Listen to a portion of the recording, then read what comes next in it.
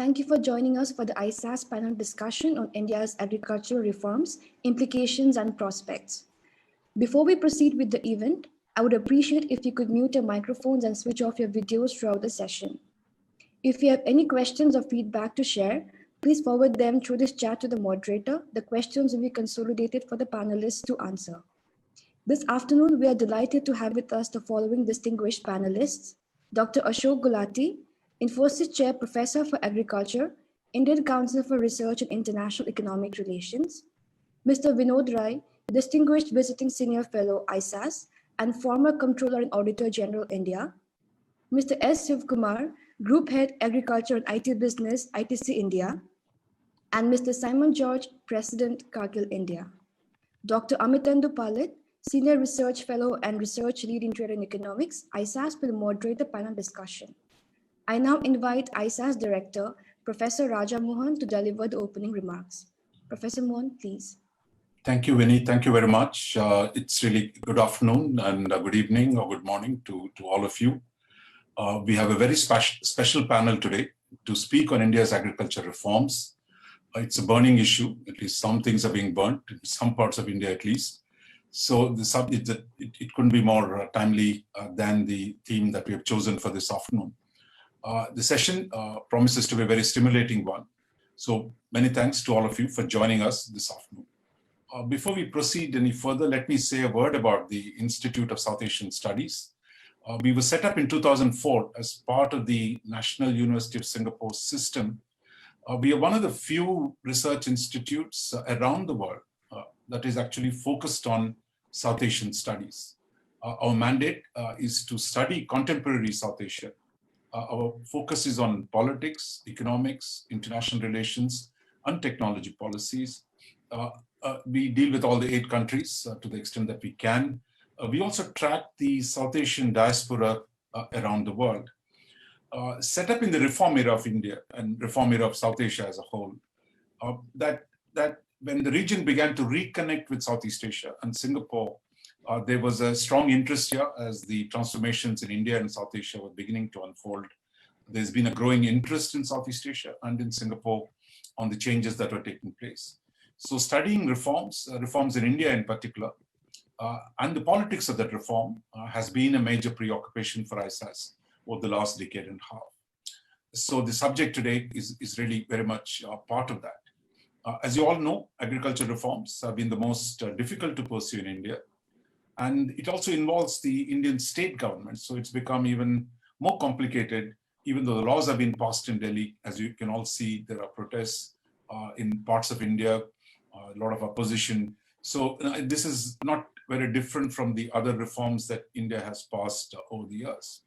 So the discussion today then will hopefully explicate both the significance of this reform, its consequences for India, its implications for the rest of the world, and for especially in this region. So welcome again to all of you. And let me now hand over to Amitendu. But before I do that, please do follow our work. We're on our website, isas.nus.edu.sg. We're also on Twitter and Facebook. There's much that should be of interest to anyone who is interested in the contemporary developments in South Asia. So Amitendu, the floor is yours, and I'll take this forward. Thank you so much, Professor Raja Mohan, and I join Director ISAS, Professor Mohan, in welcoming you all to this very exciting discussion that we are going to have here today. We have a very distinguished group of experts for addressing India's latest agricultural reforms, its implications and prospects.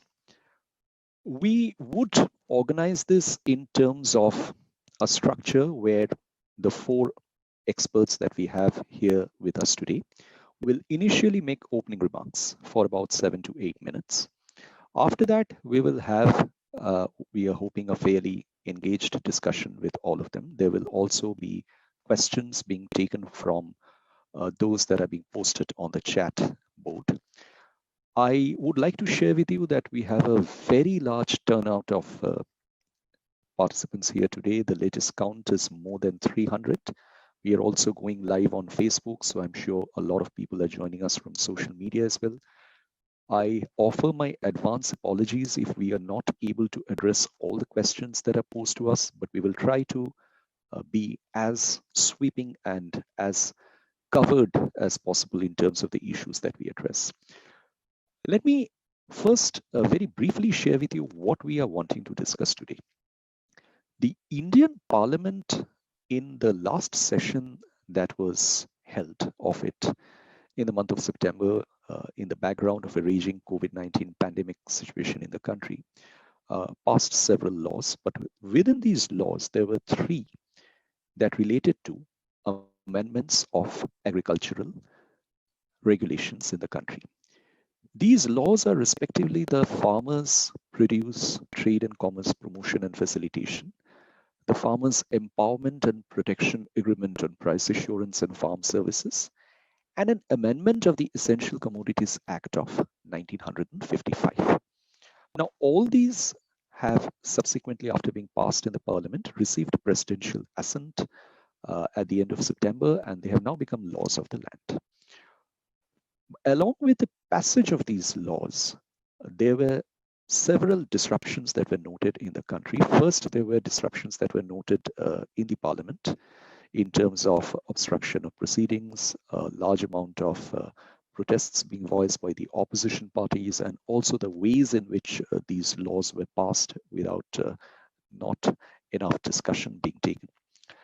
But outside of the Parliament as well, there has been a fairly strong political stir that has arisen over these laws, primarily in the northern part of India, in the most prominent agricultural states of India, Punjab and Haryana.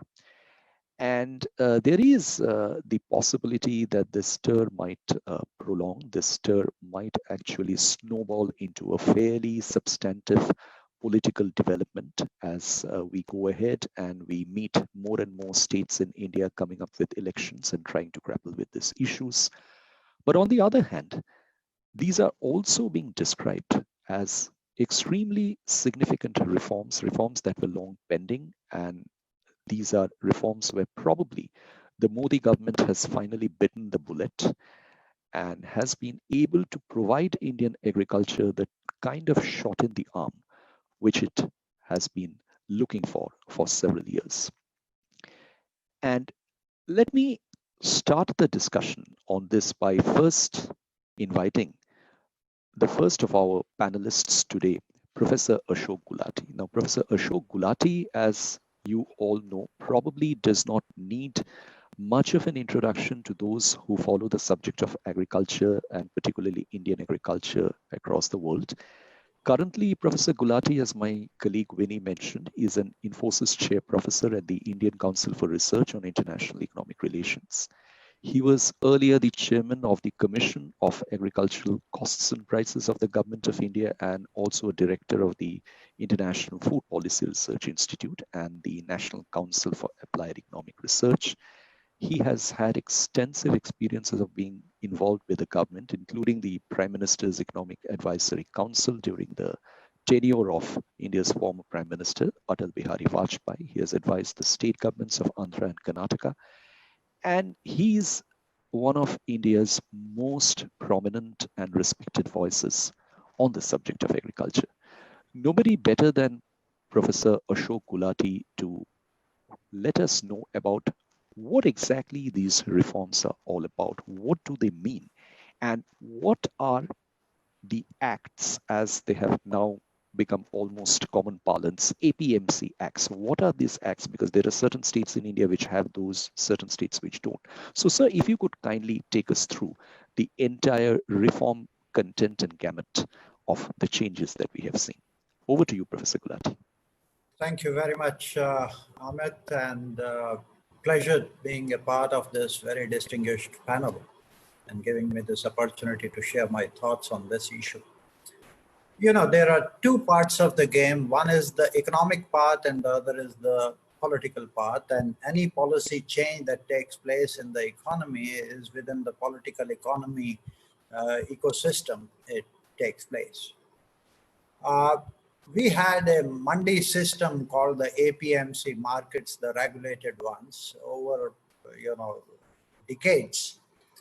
And normally, if the big players are going to buy anything, they are supposed to go to the APMC market and buy the commodities from there.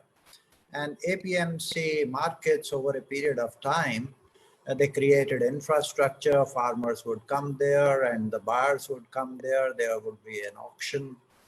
But then there is a market committee, and which would set what the commissions should be and what the market fee would be and what the cess would be, and so on and so forth. So in certain commodities, especially Punjab, for example, you mentioned, where the protest is much more than in any other state, Punjab started because much of the wheat and rice was being procured by the Food Corporation of India through the state agencies. They started putting very high commissions and market fee and cess, which went as high as 14.5% over the minimum support price. This was before the GST reforms were brought in. Now, when the GST reforms were brought in, there was a negotiation and they were brought down from 14.5% to even 8.5% today.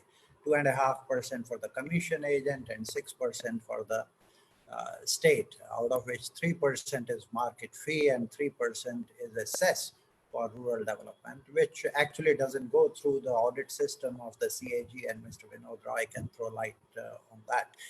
Becomes a more discretionary funds with the state. Now, that's a lot of money for the state.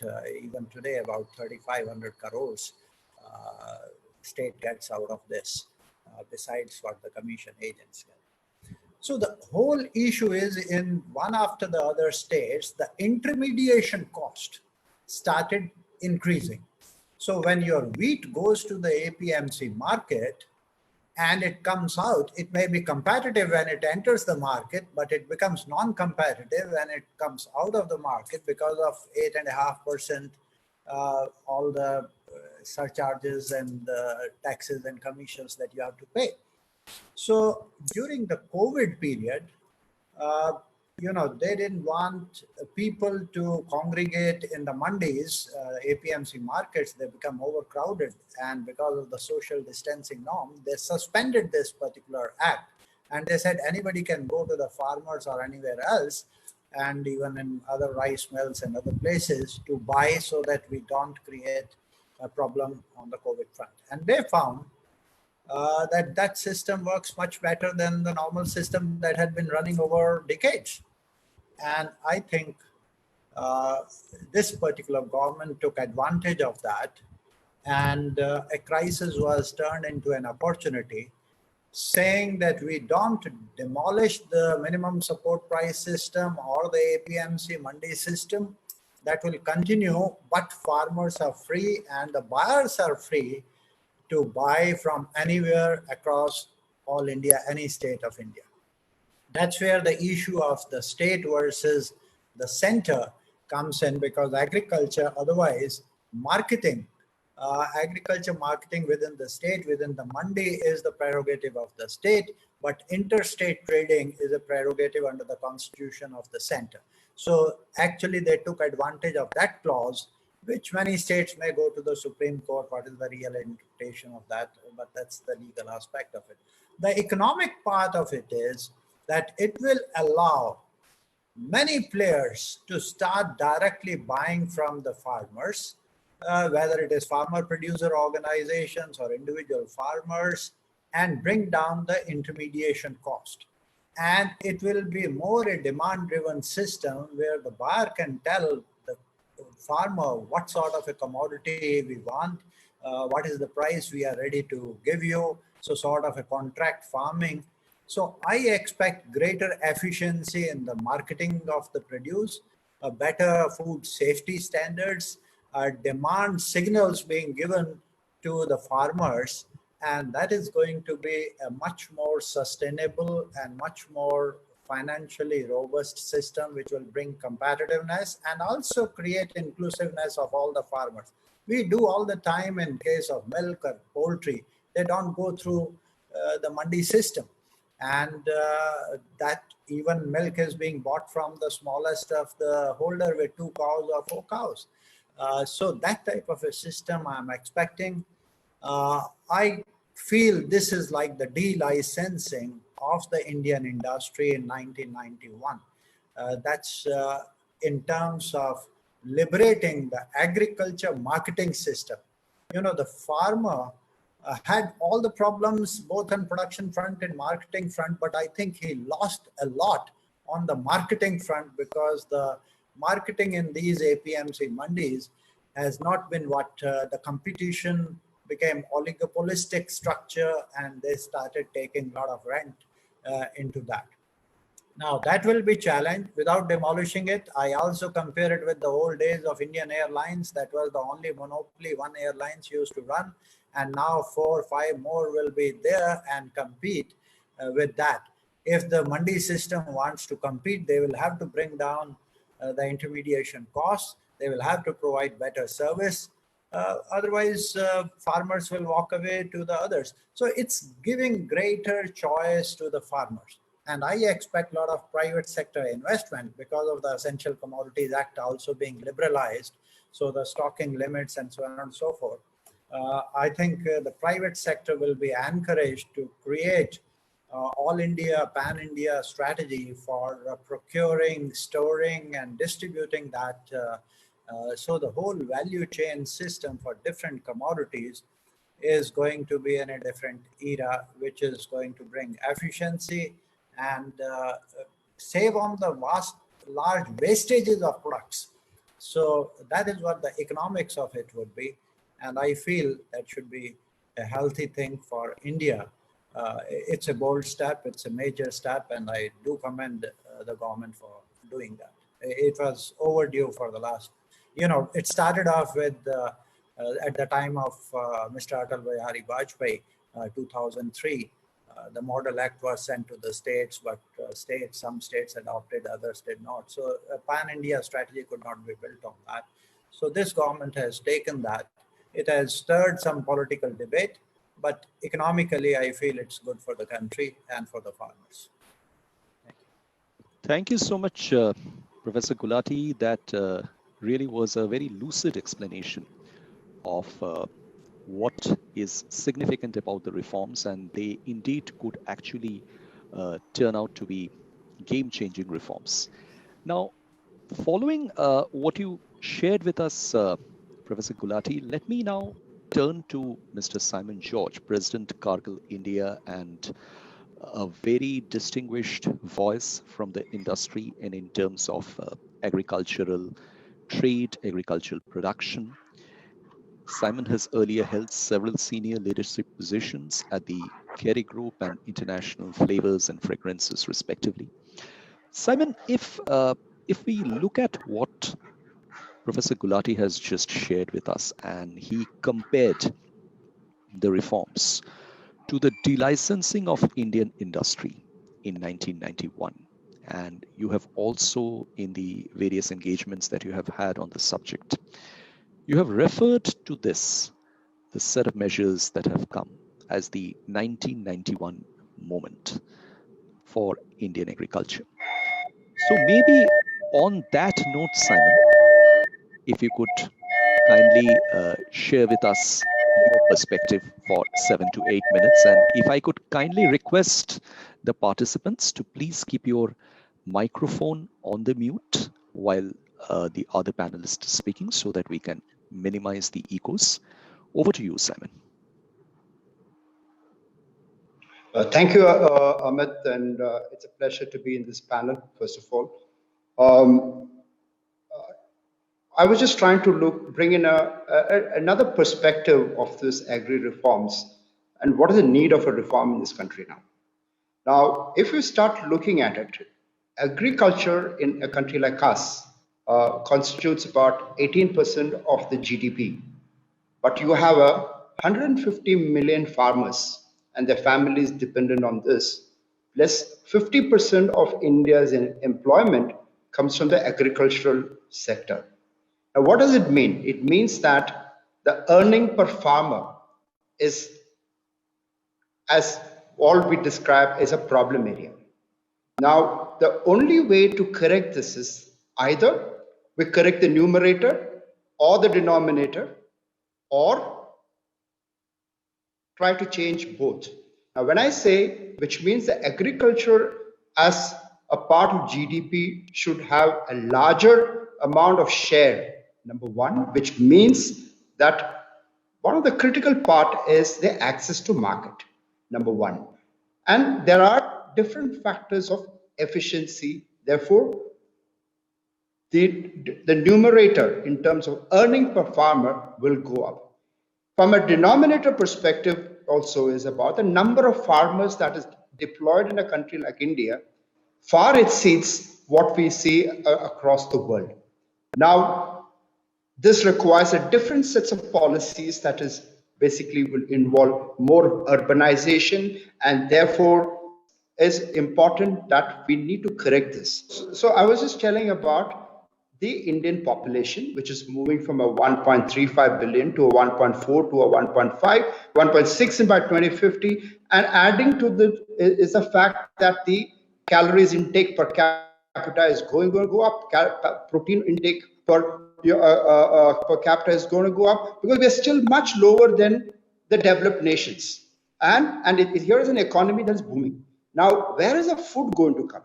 Today, India is in a position of surplus in a lot of agricultural products, but with this kind of demand, there's every possibility that the country will become a deficit, which means it will depend upon huge imports.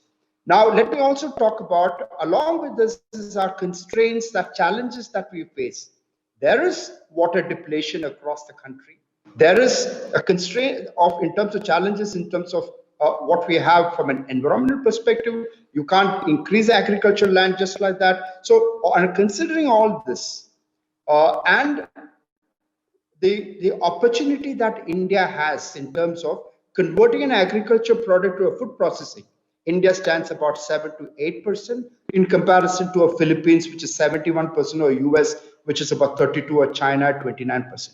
So this can change and can really bring in much more prosperity for the whole system if this reforms are to take place.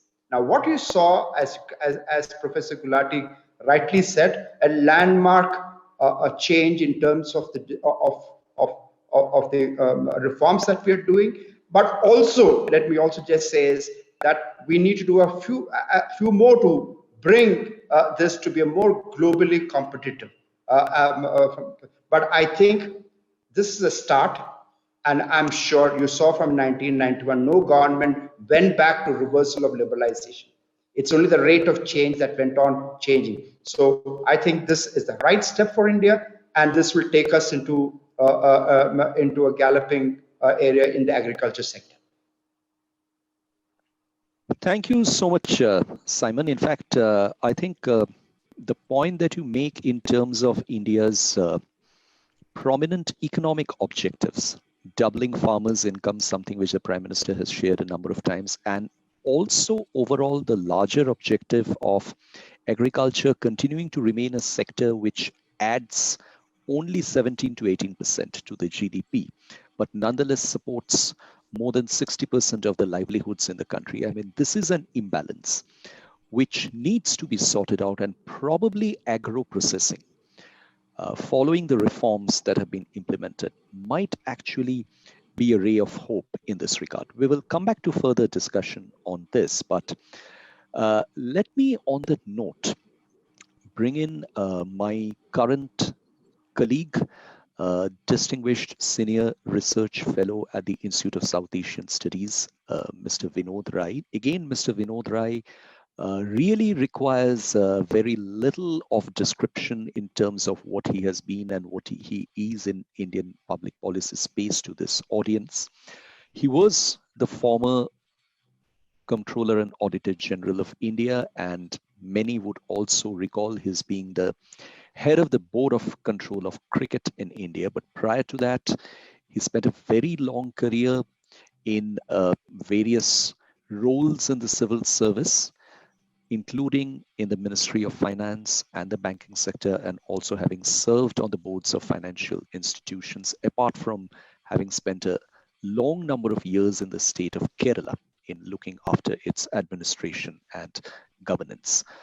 Mr. Rai, sir, one of the points that I think is increasingly resonating in this conversation from what Professor Gulati and Simon both have mentioned is that there is a prominent legality to the laws that have been introduced, in the sense that there is this distinction in the Indian Constitution between what can be completely with the states and what can be completely with the central government, and what is a joint responsibility. Professor Gulati actually alluded to the fact that there could be a challenge in the Supreme Court. So maybe if, for the benefit and better understanding of all of us, if you could kindly take us through the legal aspects of the reforms that have come in, and also perhaps you are the best to touch upon the political undertones and the reactions that have been experienced in the wake of these reforms. The floor is yours, Mr. Rai. It's a pleasure to be a part of this panel today to discuss this subject, which is so contemporary and so vibrantly being discussed all over India. Now, since you talk about the legal aspects, let me explain that agriculture as a subject has had a very unique place in the Constitution, starting from the Montague-Chelmsford Act of 1990, where the subjects were divided between central and provincial, and in the provincial between reserve, which was left to the governor, and the transferred. It was felt that the transferred subjects should be left to the elected representatives because they required a greater amount of local knowledge. And hence, agriculture, health, and education were left as a part of the transferred subjects with the local authorities. But when the Constitution was drafted, it was continued to the agriculture as a state subject was carved out and entrusted to the states itself. So to the extent that as a subject, it finds a place in the Constitution among the state subjects. However, in the last 70 years, agriculture has experienced a huge, large number of challenges. The union government, for example, decides the support price of the main agricultural products. It decides on waiver of bank loans and things like that. India is also a signatory to several international treaties where agricultural products are dealt with, maybe the WTO.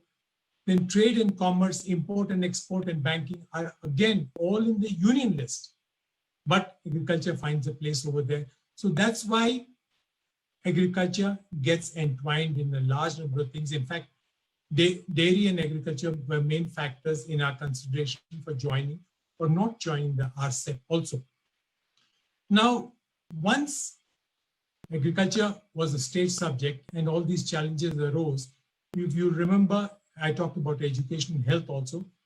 In the constitutional amendment, 42nd constitutional amendment, education was moved from state to a concurrent subject. However, some of the provisions in the Constitution today in the union list permit an entry of the union also in the state subjects. For example, entry 33 in the current concurrent list limits the power of states in agriculture and empowers the center by stating that both the state and the union government can legislate regarding production, trade, supply, and distribution of a range of foodstuffs and agricultural raw materials. In fact, the Sarkaria Commission had said that entry 33 gives the center a disproportionately larger power in the agriculture sector.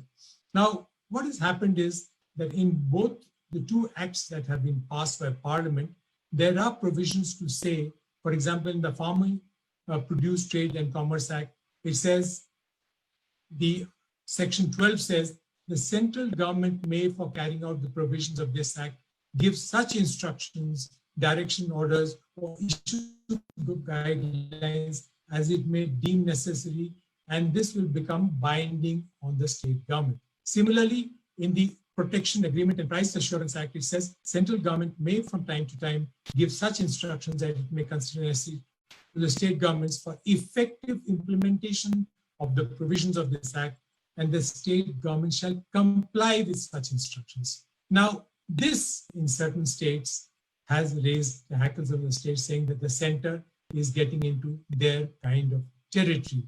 And that is why you will notice that the Congress party has issued an advisory to states such as Punjab, Chhattisgarh, Rajasthan, and Puducherry to see whether it can bypass the central legislation under what is called Article 254 of the Constitution, which has been used earlier by the then Modi government itself to bypass the Land Acquisition Reforms Act sometime in 2016 or 15, if I remember correctly. Now, the only issue in this would be, the legal issue would be, even if the states try to bypass or pass an act to bypass this central provision, that act would have to be approved by the governors of the state and receive the assent of the president of India. Now, where that may become a stumbling block, to that extent, this law may just prevail. And as has been pointed out by you, Mithendu, there have been petitions which have been filed in the Supreme Court to say that these acts of the passed by the Parliament are anti-farmer, it will lead to corporate greed of multinational companies, and hence exploitation of farmers, etc.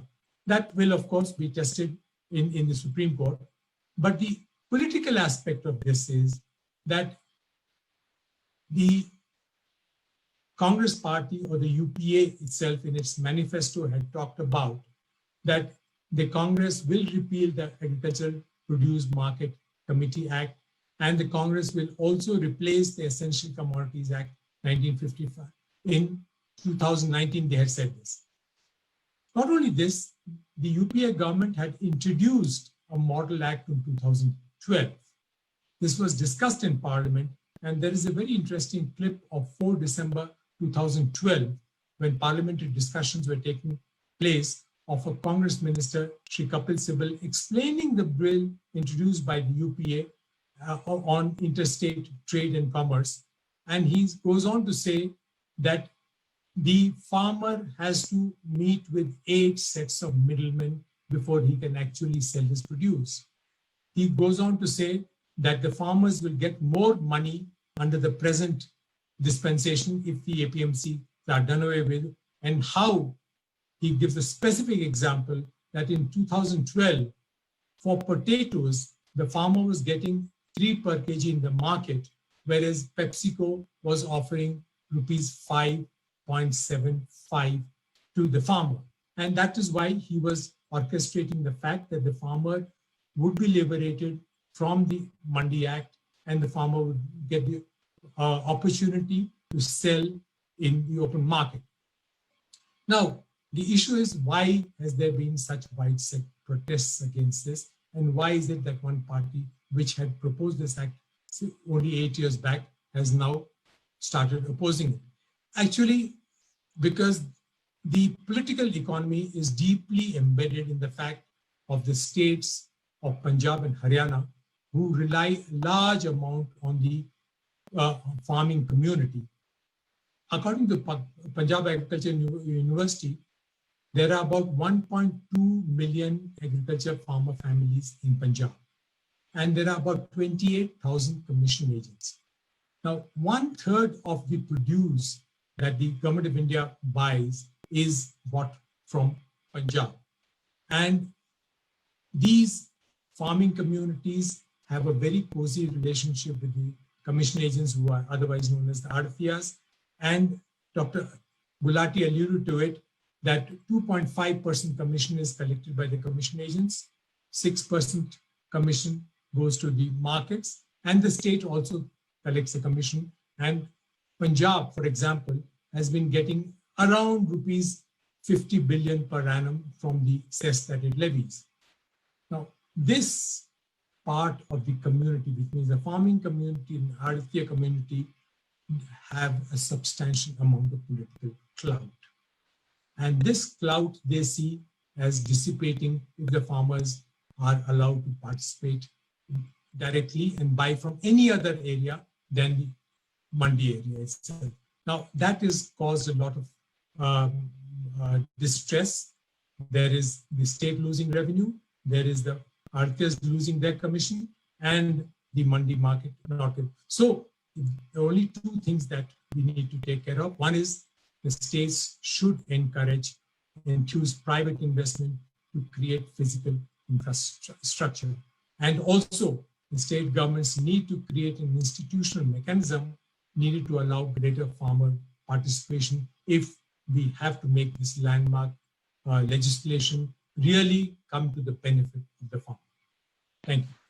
Thank you. Thank you so much, Mr. Rai. I think you left the discussion at the point where it really, in a sense, acquires tremendous salience that what is it that is required on part of the Indian system, the authorities and all the actors involved to actually translate the intent of these reforms. And there is till now, from what we have heard from the distinguished panel, is that there is no doubt about the positive intent behind the reforms that have been implemented. But whether those intentions will actually be translated into results, and for that to have his views on that and also on the wider set of issues, let me now invite Mr. S. Sivakumar, Group Head of Agri and IT Businesses at ITC.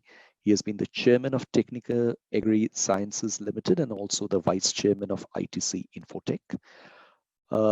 Sivakumar, in the very long career that he has had, is also known for having pioneered the e-Chopal initiative spearheaded by the ITC. He has been the chairman of the CII's National Agricultural Council and also the vice chairman of the World Economic Forum's Global Agenda Council on Social Innovation. Mr. Sivakumar, over to you now. Thank you, Dr. Palit. Hello, friends. It's a pleasure to join the rest of the panel in sharing my perspectives.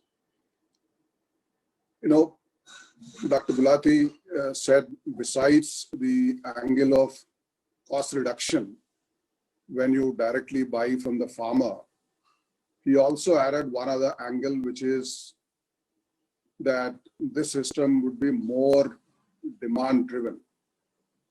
So what was it which was prohibiting the earlier system, and what is it that will open up now is one aspect that I'll talk about.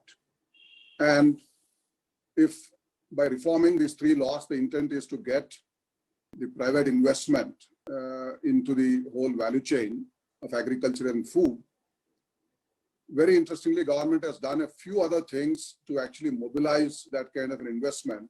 And what are those elements which will complement these three reforms is the other part of what I'll talk about. So the APMCs set up in an era when we were expanding, we needed to expand production largely of grains and a few other commodities, helped in a competitive price discovery in a more transparent manner compared to village traders were doing in the villages from the farmers where they were buying directly. But over time, the need for the markets has become very different because the consumer is now looking for a larger variety of crops, not just the cereals. There is more quality expectation from the consumers. There is also the safety from a food perspective, as well as the convenience, which also means the need for value addition and processing and so on and so forth. So all of these meant that the resources of the value chain participants need to be combined with that of farmers to bring the food and other elements like fiber and fuel and whatever they may be to the consumers. Now the APMC system has restricted the relationship between a farmer and a value chain participant to just a transaction level. Whoever wins the bid for that particular lot will win it and take it away. So it's a discovery of price for a given lot at that point of time. And there was no other basis for the linkage between the demand signals, the value chain participants, and the farmer and the total production system. Now, that is the fundamental difference which will now happen when farmer is able to connect directly with the rest of the value chain participants. It is then possible to give the demand signals through both what is the likely to be in demand in terms of varieties and crops, as also the specific practices, so that the productivity makes the cost aligned very well. The traceability features that were missing when we went to an APMC for individual lots, that is now possible. And that kind of linkage is what will now get established through these new laws. Now, the question quite often is that states like Bihar had abolished APMC many years ago. If it didn't happen there, what will happen now? So are we now led on a path that is unlikely to happen? I think that is where the second part of what I'm going to share, that it is not just the APMC and of course Essential Commodities Act, which is also done now, which removes a sword hanging on any investor's head that once I invest, if there is a limit on what I can buy, what I can stock, I have my viability of the project in question. So that of course has been removed. But in addition to that, very interestingly, many other initiatives have been taken in the recent past by the government to actually make this new ecosystem, which is likely to be more demand responsive, also possible. So in addition to these three, the second element is the agri and various allied infrastructure funds, the micro food enterprises, the animal husbandry and the fisheries, and all of these funds nearing as much as 1,75,000 crores has put in place. So in a value chain, when you are pulling product out to bring to the consumer, there are a few things that the farmer has to do at a post-harvest level in terms of operations. And if that infrastructure is missing, the rest of the investment is going to struggle for viability. And if that value addition is not happening at near farm level, the farmer's bargaining power also reduces. So I think that is another very important feature that really both improves viability and enhances farmers' bargaining power. The third piece, which is also done, are the new Fpo guidelines, that we have had the experience of FPOs in the last few years, but government has now, with the help of all their experience, where a few FPOs succeeded, many haven't, have tried to create new guidelines and set aside certain funds to ensure that the FPOs are more market oriented. For example, one simple change is that the value chain participants can directly engage with FPOs, both in facilitating setting up and coordination, and not just left for conventionally those organizations which have set up FPOs, which really came together from a social mobilization angle, but had less commercial and market linkage opportunity which was there. Then when all these ecosystems come into play, currently many of these are delivered by government as free services, and that market is distorted. But when that money is now being moved into direct benefit transfer through a scheme like PM Kisan at a central level, or many states like Odisha and Telangana also have their own schemes, which are more crop agnostic, which will ensure that the farmer is able to spend on those inputs and services which make a better sense. And that is another important aspect of creating this new ecosystem. One of the basic problems of Indian agriculture has been that the farmer looks at last season's prices to plant next season's crop. And that's when we have too much of surplus or deficits and price volatility, which is beyond normal supply-demand situation. And development of derivative markets is another important aspect that has been taking shape over many years.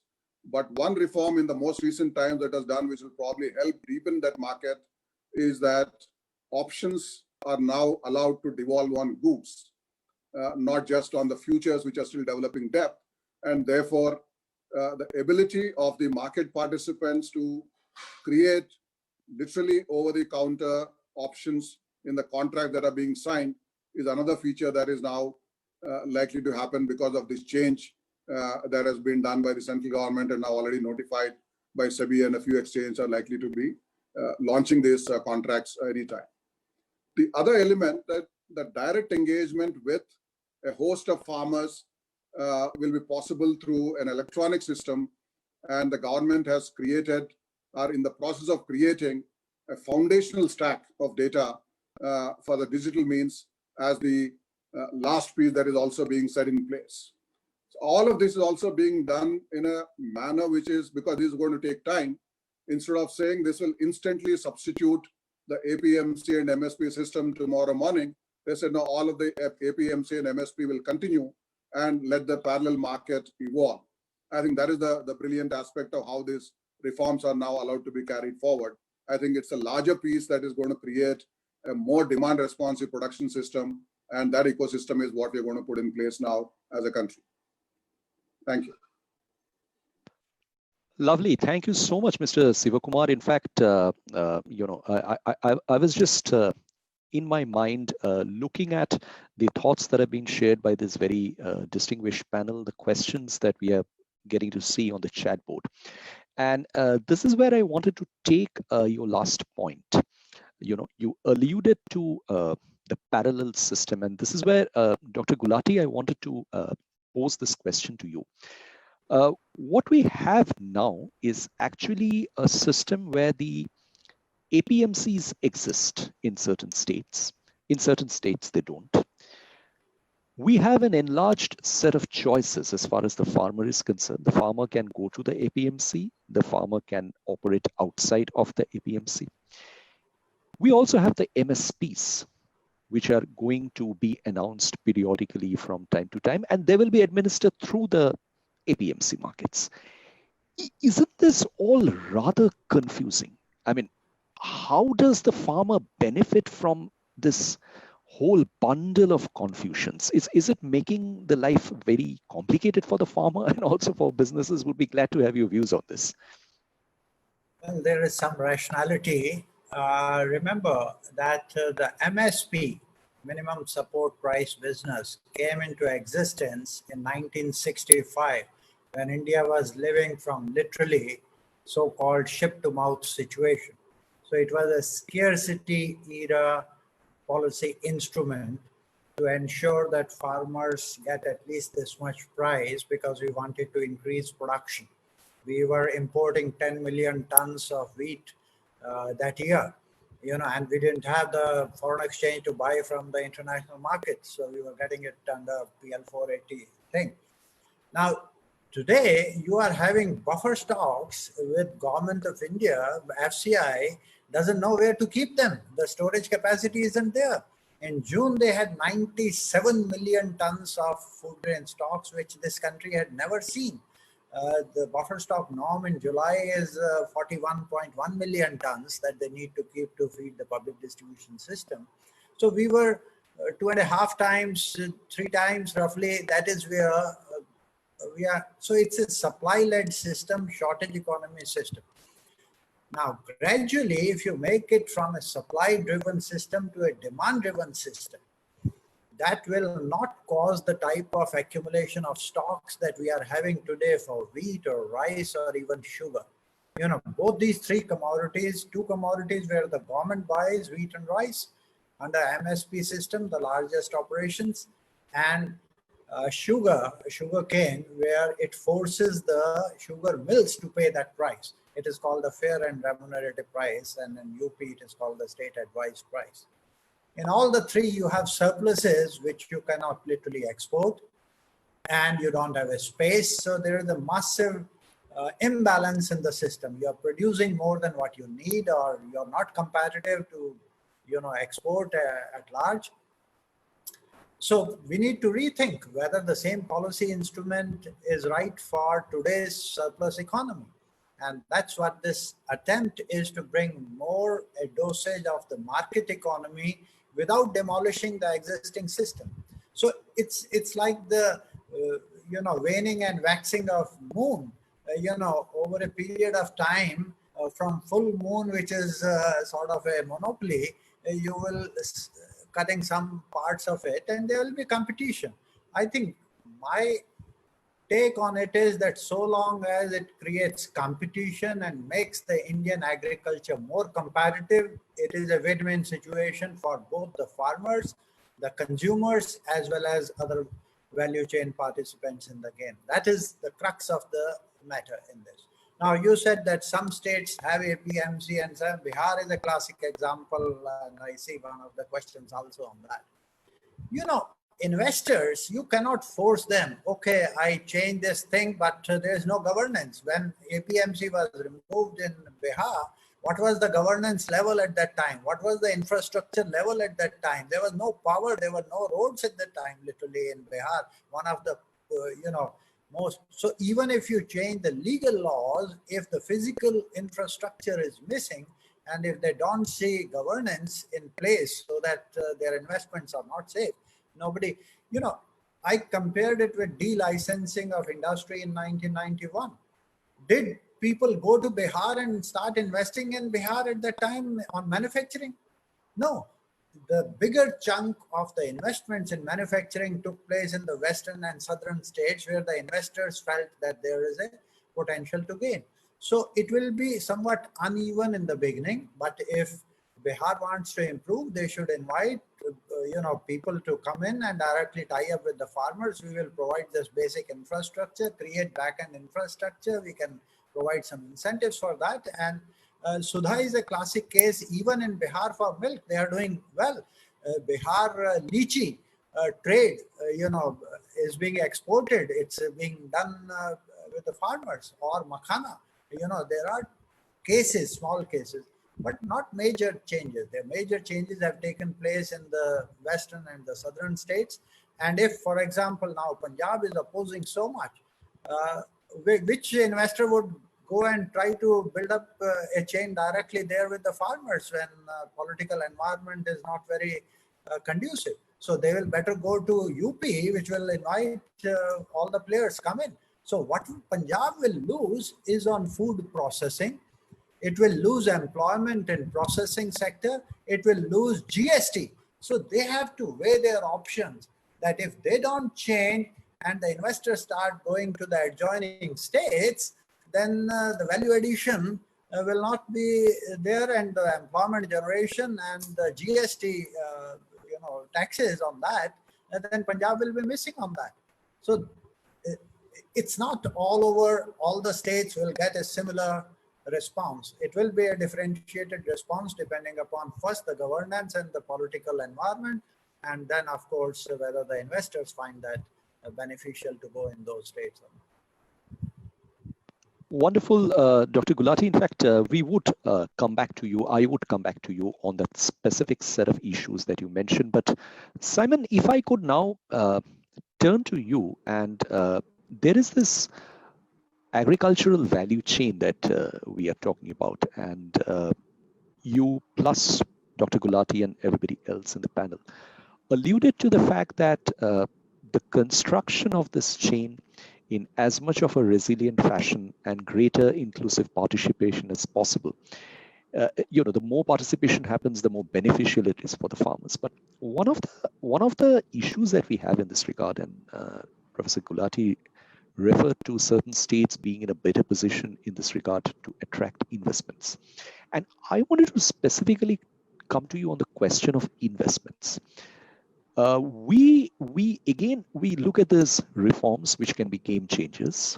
We look at these reforms as those creating great opportunities for the transformation that Indian agriculture can experience, from subsistence to more than subsistence, even commercial, become major food and processed product exporter across the world. But that requires investments. Now, what kind of investments do you see coming in right now, following these reforms, at a point in time when we are struggling with the pandemic, global capital flows are not at their most robust state? From your position, your vantage point of a business leader in this regard, how do you visualize the prospect of investments? Because we are looking at more, I would say, at the upstream end of the value chain, where the investments are that much more required. Over to you, Simon. I think first let me talk from a Cargill perspective. I think the larger purpose of Cargill is nourishing the world. So when we talk about that, we mean to say that we will do anything and everything to make sure that we are playing that game correctly within the legal framework of a country. And therefore, if you're seeing what was the legal framework prior to this announcement, and agriculture being a very sensitive topic in India, and I'm sure it's in many countries, there is always a caution in which a multinational or a large corporate starts looking at from an investment perspective. Now, what has changed after this is that absolutely there has been a sense of alertness and a sense of leadership meeting in response to this opportunity that is coming. Now, there are many areas that will come as an opportunity. Specifically, I'm not in a position to reveal what Cargill will do, but it is absolutely has made sure that Cargill leadership is now thinking on how do we make sure within this legal framework. Maybe we are a little cautious right now because it's just announced. We're looking at the possibilities, but definitely, yes, this is something which we would, as a company, will look at. Now, I'm sure there are many incentives that the government is talking of post-harvest, and we believe that whether it's post-harvest, the storage, there is going to be a huge opportunity. One, two, we're also looking at reforms in terms of global trade practices, what India practice. I think because as a company, we are a much more of a global trade organization. And we believe that we can really connect the Indian farmers to the different parts of the world, provided, once again, there are still reforms that is required in the trade policies and make us much more competitive in the world, number one. Number two is, till today, what Cargill has played is to be a food processor or an animal feed processor, which means we really have not played the big game at the agricultural perspective level, but we have been taking these as inputs to really build a huge investment in the country into the food processing and animal feed. I think this gives the laws that is changing today gives a much more stability in our thinking, specifically in the food processing and the animal feed processing, to play a larger role.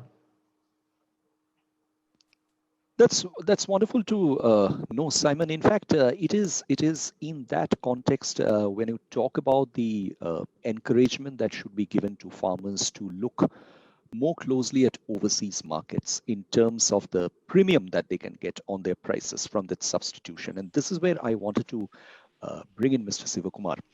Mr. Sivakumar, we understand the logic behind these reforms, and we also understand the fact that there are certain fairly far-looking radical suggestions that have been made, particularly something that Simon and Professor Gulati alluded to, this whole system of contract farming, where there is a possibility that the farmer would be able to diversify the risks associated with production in as efficient a fashion as possible. From a business perspective as well, it also makes imminent sense to engage with the farmers, offer him the right support, the insurance, if one can say, from a price perspective, to get into the harvest cultivation. But this is why, Mr. Sivakumar, I wanted to also draw your attention to one of the concerns that's permeating the narrative that we are getting to see, that not all corporates, not all businesses will have that ability to offer the farmers the kind of price assurances which are required, because that would require deep pockets, that would require considerable financial clout on part of the contracting agency, the buying agency. And I mean, you are probably more aware than me that there was this angst expressed by the former union minister, Harsimrat Kaur Badal, when she resigned, that we expect a corporate capture of the sectors, agriculture sectors, and the prospects of the farmers when they go out. Now, you have not just been in ITC, you have not just been in farmers, you have also, walked the path of social innovation. What's your sense about this? Do you really think there is a possibility of an oligopolistic kind of structure also emerging following the reforms, a transition of the character of the monopoly, and that really doesn't, augur too well for the farmers. How would you react to this?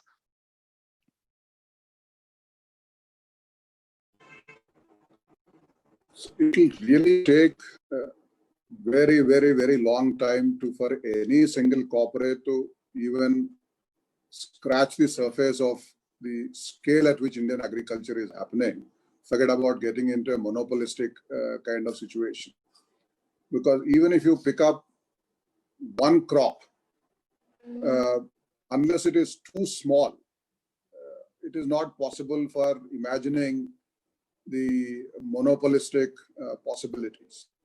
The risk of what might happen to prices, risk of what might happen to production is much larger, and the institutions will have to develop, and that is the context in which I was talking about derivative markets for price and similarly for production, the other instrument that one needs to look at. Without that, any corporate which is expanding the business scale also will have a risk of a very high nature. So therefore, it is very unlikely that you will have that kind of a monopolistic possibilities given the scale and complexity of the Indian agriculture which exists. So it is only some kind of a instigation that it can happen. There can be marketplaces which are connecting the buyers and sellers, which can evolve into oligopolistic kind of platforms. But it will be just platforms. That there may be 4 or 5 platforms that are connecting farmers with the value chain participants or the consumers. Because what is now being allowed is that anybody can set up. The other thing which will ensure all of this is the technology angle.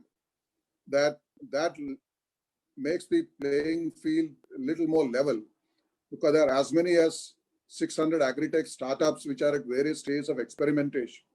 Some of them are maturing into how these things are getting connecting the farmers with markets on the input side as well as on the output side. So while it is a theoretical possibility, I don't see that the complexity will let anyone to evolve into that kind of situation, nor will any competition which will let that one winner takes all kind of situation will be allowed in a larger market situation. And the reason why I also talked about FPOs is that there is a farmer power which can get aggregated at a base level with FPOs, and subsequently as various federations of FPOs who could also take control of value chains of the product that they are producing. So their competition can come from many different angles. And of course, as we see the rules when these things are being made, it is not as if the government and regulation and the larger framework is going to walk away when they say that it will be done outside of APMC system. There are registration processes. There are transparency in terms of how the prices are getting discovered, what services are getting delivered. So that broader framework will still exist in a form and shape which is more appropriate for that system. So I don't see this as a possibility that monopolies will emerge out of this change in laws. Thank you, Mr. Sivakumar. I think you have made a very spirited defense of the market rationale in this regard, and that would be sort of reassuring for a number of actors at large. Mr. Rai, if I could now come to you on a particular thought that is, I think, beginning to loom large in the minds of people. Of course, there is political opportunism in much of the protests that we are getting to see across the country. And I remember Professor Gulati was one of the first who actually tweeted on social media when the comments came from the Congress that they are agitating against it. He actually mentioned that specific point in the Congress manifesto, which alluded to amendment of APMC Acts in the election of 2019. But what I wanted to know from you, Mr. Rai, is that you mentioned the Article 254 of the Indian Constitution, and there is a message that has gone out from Mrs. Sonia Gandhi to the Congress ruled states to either create their own laws in the space that they have with respect to agricultural marketing or bypass the central laws. Now, political opportunism, of course, is one part of the story. But if one looks at it from the broader perspective of India's economic interests and the interests of farmers, this basically means that we are going to experience a situation, we might experience a situation when the Federation of India again becomes kind of very, controlled by a narrow local level of politics, at least for some time of the future. And then again, the full potential of the reforms is not unleashed. They remain underutilized because the Essential Commodities Act of 1955 and its amendments make it very clear that the intention is for excess supplies to move to the deficits across the country. But there has to be some alignment, some convergence between the states in that regard. How do you see the politics of this playing out in the medium term? Do you think this will remain confined to the upcoming state elections and their prospects, or do you think this is going to develop into a bigger theme which might actually resonate into a rallying point of opposition parties around the subject? Mr. Rai? It's most unfortunate that Indian politics is placed so much upon the farmers, concern for the farmers, woes of the farmers, loans, and farming community as such, that unfortunately it's the farmer which is at the receiving end of it all. Now, look at the advisory which has gone. Advisory has gone to Rajasthan, Punjab, Chhattisgarh, and Puducherry. Now, it's only in Punjab where the APMC system is strong and has been working. In Chhattisgarh and Rajasthan, it doesn't work so effectively. And in Puducherry, of course, the system is not prevalent at all. Now, what will happen is, even if the states pass laws which are to circumvent the national law, implementation will become difficult because of the issues that I pointed out earlier, which means the governor's assent and the president's assent to those laws. But please look at those states which have not implemented the APMC. I mean, from the state of Kerala itself, we did not have the APMC, but whether it was procurement of crops such as copra, tapioca, rubber, black pepper, whatever it was, there was a certain price announced, but that was only for the confidence of the farmer. The demand was always better than that. So to that extent, there was a safety net. That's about all, nothing more than that. And it's unfortunate that if these states circumvent or try to circumvent, ultimately it will be the farming community which will be the loser, because then investments will not come in. The farmer will not get exposure to the prices that he should be able to command, with the demand being there, and also that physical infrastructure will not be created. Despite the fact that markets in Punjab were collecting the cess, they did not create the infrastructure. Infrastructure was very poor.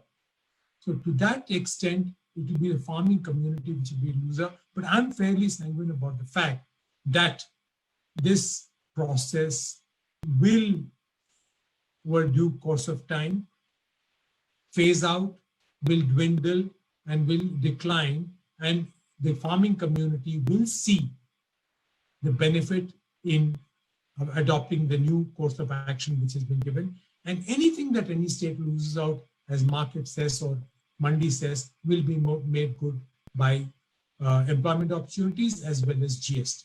So I think to a very large extent, this is a short-term reaction, will die down, because it was, say, south of Madhya Pradesh or south of Nagpur, these issues were of very peripheral interest.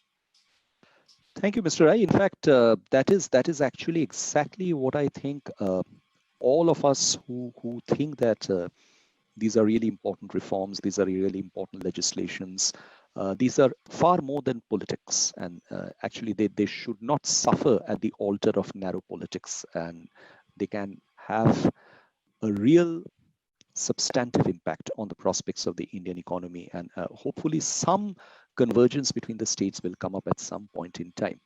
But on that, let me come back to Professor Gulati. So there's been this huge hue and cry over the minimum support prices. And as we see from the reactions, questions that our very knowledgeable group of participants are posting on the chat forum, that there have been examples, including in countries like Australia, guaranteed price for wheat.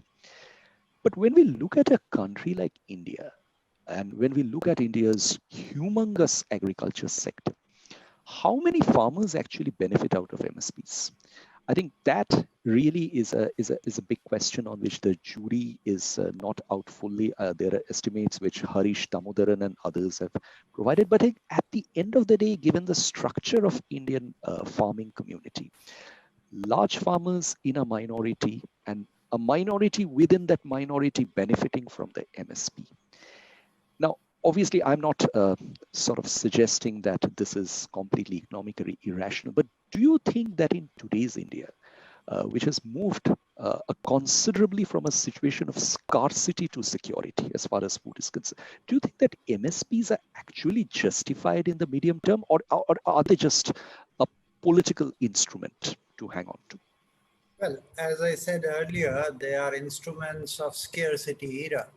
Right. And the NSSO 70th round, which pertained to 2012-13 year, worked it out and asked a question to farmers, how many of them have sold their produce at MSP? The exact answer to your question for 2012-13 is 5.8%, let us say 6%. Right now, my friend Harish has extended that argument that yes, a lot of some pulses have been procured, some oil seeds of cotton has been procured, fair enough. But he has also included, sugarcane into it and milk into it. Now, technically, that's not MSP. MSP is what the government is ready to give, not what it forces the private sector to give through, But let me give you a basic thing that wheat, rice, and sugar can combine. The value of these three is equivalent to just one commodity called milk. Right. Because I see there are questions how the small farmers will get into this new system and so on and so forth. Today, we are producing 187 million tons of milk. Second is US with 100 million tons around. So it's a huge. And this is all being produced by smallholders. There are no people with 200 cows. It's 2 cows or 4 cows. That's the average hovering around. And there is an aggregation. There is an infrastructure created. There are bulk chillers put in there, and then it is transported, homogenized, and so on and so forth. And it goes all to the retail chain. And farmers get 75 to 80% of the price that a consumer pays, right? In case of fruits and vegetables, typically he gets 1/4 to 1/3 of what the consumer pays, because the infrastructure and the supply lines are totally fragmented. They don't really exist. And the whole effort is to bring that into place, right? So yes, Punjab, Haryana, where, during 1960s, there was shortage and the system was erected. To tell you, even the rakes of paddy come from Bihar to sell in Punjab at MSP, because Bihar doesn't have a system to pay to its farmers. And Punjab welcomes that. And I'm giving you some of the former Minister of Punjab told me. They were imposing 14.5% on top of MSP, before the GST reforms came.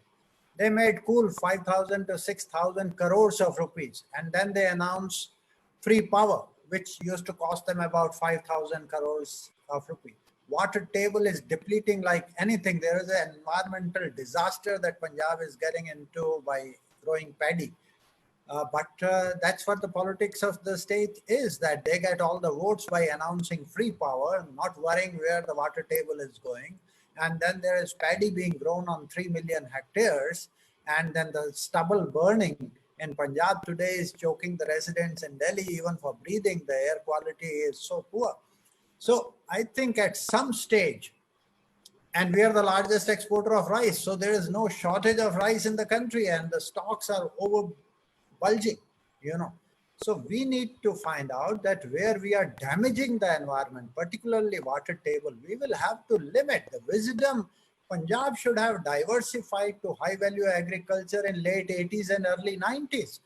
Their own stalwarts and wise people like Professor Joel recommended that. But they refuse to go because farmer says there is no market risk. I just go to the APMC Mandi and sell everything to the government, and the state government makes good money on that with all these cess and taxes. So the system was literally fleecing the center for resources. Now that thing is under a lot of pressure today because there will be alternative channel. Why a buyer as a processor? Why should I go to Mandi and pay all these taxes when I can do the same transaction at 1% or 2% of the cost directly with the farmers? In fact, I would love to give 2% more to the farmer and get a good quality and build long-term relations. Now, another thing, on the long-term relationship and whether the big multinationals and these big corporate sharks will eat away the small farmers, again, go back to the milk question. You have Nestle's of this world, which is a multinational and doing wonderful business even in Punjab. You look at their plant and 3 lakh, more than 1 lakh farmers they are buying every day. You look at in the south, Hudson, which is the largest domestic dairy player. They are buying every day from 3.5 lakh farmers. And you have the cooperative, largest cooperative, Amul. They are buying that. So there would be different models that will come. And they will be inclusive because Indian farmer is small by very structure. So if they have to do business, they have to innovate and find efficient ways of aggregation. So I would expect hundreds and thousands of experiments coming up, new companies coming up and tying up with farmers as organizations, FPOs, or individually. Hudson is buying individually with each farmer and in fact tagging each cow. To find the history of that cow. So all these things will come, and within next 3 to 5 years, I feel there would be good green shoots to see some impact. But don't expect marvels within 3 years.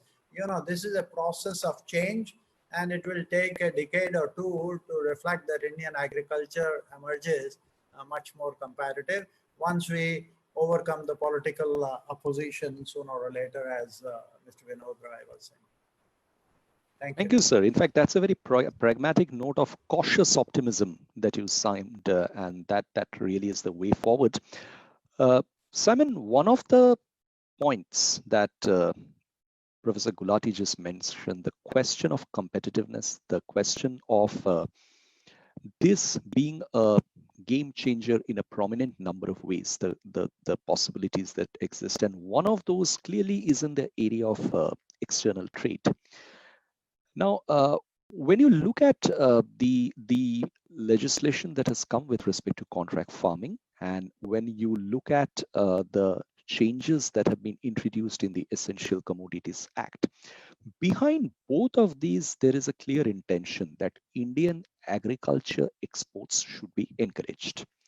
I think that expectation is well understood. But Simon, from your perspective, how do you think this is going to play out? Do you expect over the next 3 to 5 year horizon, India actually becoming one of the prominent processed farm produce exporters in the world? Because India does have the capacity of doing that insofar as materials and resources are concerned. The legislations were missing. Now probably they have come in. But from your perspective, from the perspective of Cargill India, how do you see that happening? Simon? There are a couple of things that I would like to put forward here. One is, as I previously mentioned, we need to also have a framework of consistent trade policy when you do want to do global trade. We cannot behave in a global trade of taking an opportunity for a particular period of time and then say I will not do it. So today what you are looking at is we are seeing the major reforms on the ground level which will definitely improve the livelihood of the farmers, the supply chain locally, but to the world at large, we have to be seen as a consistent supplier. For example, there were times when you see suddenly a demand of a particular commodity in India, let's say onion, and suddenly we say that no more exports. Now look at organizations which have based on a belief system that the government will be supporting you, that you sometimes there are places where you have to recall your container back. And these kind of incidents will actually create a poor reputation of the country outside. So it's important as we do this, it's important to create the right trade policies, number one. Number two is where we are focusing today is more on the processed food. Now, what we are trying to do is we have, for example, we have a corn milling operation in a place in a real what we call as a village in deep in Karnataka. We are buying thousands of tons of corn from there to a corn milling, and we do about 30 to 40% of our product exports. Therefore, we have access to the market. So what happens is the ability for organizations like us is the ability to take the processed food to therefore Indian agriculture processor. Now look at what is another thing which the government need to look at. See, is for example, we do want to do a trading into Southeast Asia. Now, if you look at the foreign trade FTAs that is done with a country like China, with these countries in Southeast Asia, you're already under a disadvantage of being an import duty from a 10% to 20% depends upon product to product, which India might not have. So the ability of, it's very critical for the government, as they liberalize these policies down in the ground here, it's also important that we need to really look at our foreign trade policies and see where are the corrections that we need to do. So it's not just being that the ability that we have done in India, but the ability to compete in the world. So for example, if you have a product which is a $300 thing, and let's say we have all the efficiency in India, but still it reaches a country, let's say a Vietnam, it becomes 330 as against a China's same 300. So you are now more competitive there. The point of view I'm trying to say is it has to be a sum of a lot of games to be played. And what we are all happy about is what's happened today. And that is a starting process of a great reform in this sector. So we believe that, as we go by, it's just not this government, as every government comes in, we will see an improvement in reforms, and it's the only way to become globally competitive. And these reforms is a starting point of that. Thank you, Simon. In fact, you alluded to a revision of the perspective as far as India's trade policy outlook is concerned. And being based in Southeast Asia, I couldn't but agree with you more, because this is a part of the world where India's decision with respect to move out of RCEP continues to rankle, continues to be a source of disappointment. But that per se is a very separate space of discussion, which we can continue separately. But let me now come to Mr. Sivakumar. Mr. Sivakumar, the point that I wanted to check from you is that in this entire conversation that we are having on a transformative change that is taking place in Indian agriculture, or at least bringing it to that cusp from where it can really take that great leap forward, digitalization has a very important role to play. And when I refer to digitalization, you have already been in the forefront of certain initiatives in that regard with respect to marketing. But we are looking at the growth of e-commerce when it comes to food retail. We are looking at contactless deliveries. We are looking at digitalization across the entire length of the food supply chain. Now, how do you see that happening in the days and months and years to come? Is India and the businesses, or even the participants in the value chain, ready to take part in that digital journey? Or are there problems of capacities? Is there a problem of willingness? Mr. Sivakumar? Yeah. So let me just use the farm illustration to talk about this question on how digitalization can help transform. And of the similar things can also happen along the chain. You know, the challenge that we have is that one needs to deliver services on scale because we have as many as 120 million farmers. And this needs to be personalized because each farmer's context is very different in terms of the crops and planting seasons and agroclimatic conditions and risk-taking ability and cash flow, labor availability, and a whole host of features.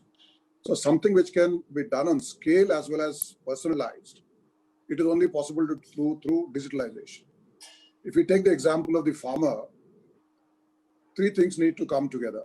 The history of the farm itself, as to how the farm has responded to different inputs in the past, and therefore how do you make use of that knowledge to take next set of decisions with respect to agronomy and all of that.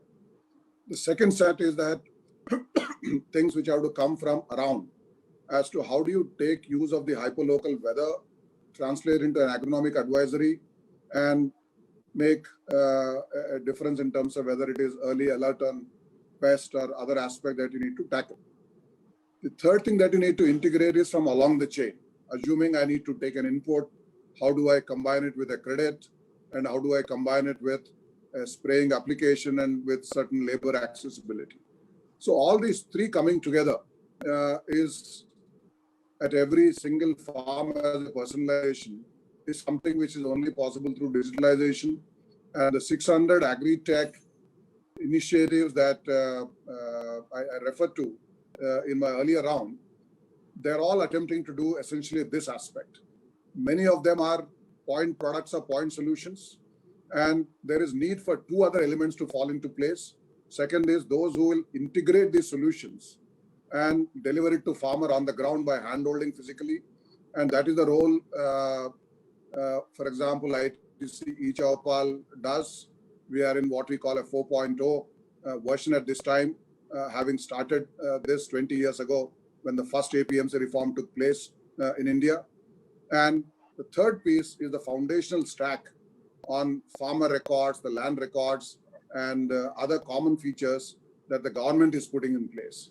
So I think that ecosystem is also coming into shape with a very vibrant startup ecosystem on the tech front, several solutions integrators putting in place together, and the digital stack at a foundation level on the data part coming. So I think we are gearing up very well to take this forward. I think these reforms certainly will open an opportunity to, rather than making all of these as cumbersome licensing, to implement any of these on the ground. Thank you so much. That's very heartening to know. And I think what you alluded to also, in a sense, spells out the challenges that are in the landscape before us from a business perspective, from a producer perspective, also partly from a consumer perspective. Mr. Rai, there's a question which I have been meaning to ask you, and you have been a part of the India's economic reforms journey for a very long time as an administrator. Now, we are familiar with this thought that crises are important opportunities for moving ahead on economic reforms. We are aware of India being described as one of the examples of those countries where reforms happen, quote unquote, by stealth.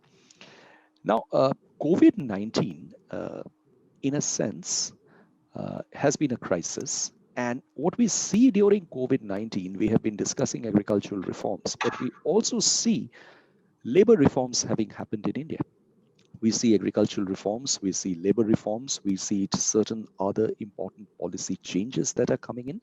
So do you think that, if one can put it that way, this has been an upside of COVID-19 and the crisis that it has presented as far as the government and the policy authorities are concerned? Do you see this turning out to be all specific pieces of a broader puzzle, putting them all together and consolidating a reforms agenda taking advantage of the crisis that has been preoccupying the minds of the people in the country. What would be your take on that? If you recall, India has, in fact, introduced a large number of reforms or revolutions, I can call it, in the economic sphere, out of crises. The Grow More Food campaign, or the Green Revolution, was launched in 1967 after the crisis that Dr. Gulati just alluded to, where we had to fall back upon PL 480 supplies of wheat. Shortage of huge amount of foreign exchange and other problems in 1991 led to the reform economic package that arose then. I think it's been a very smart move on the part of the government to have much talked about. We've been hearing agriculture reforms over the last 3 decades, labor reforms over the last 2 decades, certainly. And it's been a smart move on the part of the government to have these 2 reforms piggyback upon the package that they announced for relief, rehabilitation, or overcoming the COVID problems. Times like these, crises of these, are the ones in which people are amenable, more acceptable, and more open to these ideas. And that's a time which, in the words of Dr. Gulati, is that the government has bitten the bullet as far as agriculture reforms are concerned. And I think it's a good augury. And I sincerely believe that if 1967 was landmark and we benefited out of it, 1991 was a landmark, we benefited hugely out of it, this will also be a landmark on which a consistency of policy will be forthcoming in the years to come, and India will benefit from this landmark decision. Thank you so much, sir. In fact, now I realize that we are coming to the end of this absolutely fascinating conversation that we are having. We have a few minutes to go, and what I would like to do is take from all of our panelists one takeaway point. What do you think will be the biggest challenge for India in implementing the reforms that it has carried out in agriculture and getting the best results out of it? Can I start with Professor Gulati again? To get the best results out of it, I think at least those states which are agreeable to this must have a full-page ad that we invite processors and exporters and organized retailers to directly tie up with farmers and create farmer-producer organization in a very accelerated pace. That bargaining power question that you raised earlier, and that would change the the structure of agriculture marketing, and will bring benefits to all in the value chain, including the farmers and the consumers. Thank you. Thank you so much, sir. Simon, if I could come to you now for your last words, the final takeaway. I think the most important thing is the country has started the journey into reforms of this thing. And to me, if you look at the 1991, when the liberalization story was told, there are many state governments which were not in the game. But today, you see every state government wants to have a global investors meet. I think that's what India is heading to in agriculture. I think irrespective of what you say, I strongly believe even today the opposition who's talking about it has in the heart, they know that this is the only way to move forward. And I think India will overcome this. This is a democratic process. Therefore, we see some hiccups, but I think India will overcome this and will play a phenomenal role in the agriculture sector. Wonderful, Simon. Mr. Sivakumar, your parting words. Yeah, I think in a situation where states are pretty heterogeneous and given the competitive federalism that exists, a few states that have already, in fact, signaled their own APMC reforms, even ahead of these new laws in the early part of this year in April and May. Some of them need to put together, as we see that it has started happening, put their plans together in the crops where the state has a certain comparative advantage, build those as clusters, whether for domestic consumption markets or for exports where the opportunity exists, co-opt the private sector and the FPOs to start going ahead with implementing plans. I think the competition amongst the various states to attract investment.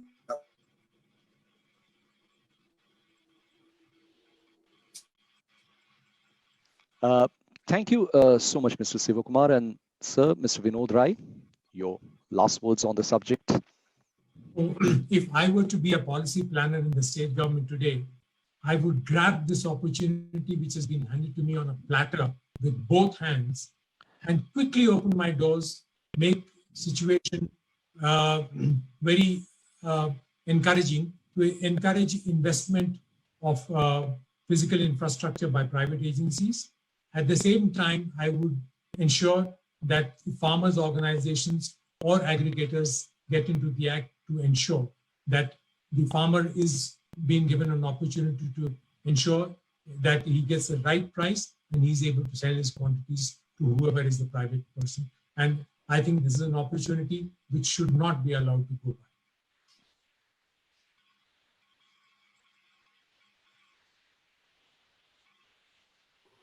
You are on mute, Amit. Yeah, thank you, sir. I think we have had a fantastic discussion, and this is really one of those discussions where if I can take the liberty of sharing with this very distinguished gathering, that it's been a very enlightening discussion to the extent that I suppose if enlightenment of a discussion is judged on the yardstick of it being able to raise more questions than answering, I think we have achieved that minimum standard of enlightenment, because what we gather from the perspectives that we have got with us from this very distinguished group of panelists is that while these are definitely measures that were required, these are measures with good intention, these have the ability to transform Indian agriculture. It could well be a once in a lifetime opportunity for Indian agriculture. And by doing so, it can transform the Indian economy and its prospects, and also the greater prospects for the marginal sections within the country. I think I would go back to what Professor Gulati mentioned. We need to be cautiously optimistic. It's a beginning. It's a process that has been put in motion, as Simon said. It's a journey that has begun. But I don't think we should conclude comprehensively that this is going to produce results overnight. It's going to take a long time, because India is a complex country, and complexity of India is an understatement. We do see a sense of political opportunism around the subject of reforms coming back to occupy the minds of politicians in the country once again. But one hopes, as Mr. Sivakumar and Mr. Vinod Rai both mentioned, one hopes that such opportunism will be short-lived, and ultimately these reforms will really deliver whenever they do. I mean, it could be an excruciatingly slow process, but as long as it is in the right direction and it is in an incremental and calibrated fashion, it should deliver. I really can't thank this distinguished panel enough, Professor Ashok Gulati, Mr. Simon George, Mr. S. Sivakumar, and Mr. Vinod Rai for being with us here today, taking part in this conversation, enriching us with your very, very valuable insights. Really very grateful to you. I'd like to join Mr. Gopinath Pillai, Chairman ISAS, Dr. Raja Mohan, Director ISAS, and all my colleagues from ISAS out here to thank you for your role here today. Thank you so much, participants. It's been great having you here and spotting and taking part in this wonderful range of provocative questions that you have shared with us. I apologize for not being able to address many of these, but be rest assured this is going to be an engaging conversation from our side. We are going to continue to stay engaged in this. We will share the conversation on social media and our website subsequently, so please stay in touch with us. And I'd like to finally thank my ISAS colleagues, Jordan Ang, Winnie, Nithya, Yusuf, and everybody else from ISAS who has been a part of this wonderful exercise. And with that, thank you so much. I must apologize to my Indian colleagues for having kept you away from lunch. I understand that it's lunchtime, but I hope there will be some food for thought for you. Enjoy your lunch, stay safe, stay connected to us, and all of you have a very good day and a very good evening ahead. Thank you so much. Thanks for having us. Thank you. Thank you. Thank you. Thank you. Thank you.